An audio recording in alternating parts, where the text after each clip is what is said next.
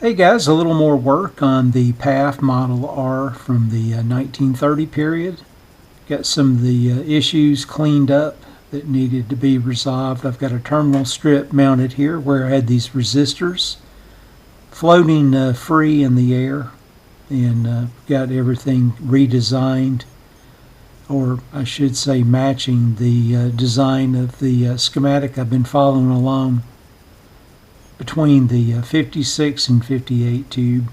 Sorry, I've been just a little hoarse. I've been under the weather for about 4 or 5 days. Got some caps tied in. Again, there's no AC on the circuit at this point, but the receiver is playing, as you can hear in the video that I'm sharing in the picture-in-picture. So I'll clean this up. I promised to show the capacitor that was in the old paper box. I'll do that in the next video. Once I get back to 100%, get rid of this crud that I've got.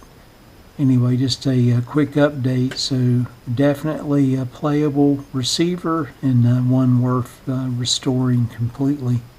Much rust and crud to clean up. Let me flip it around, and you can see here just some of the dust and crud from many years of being stored somewhere, but a playable receiver.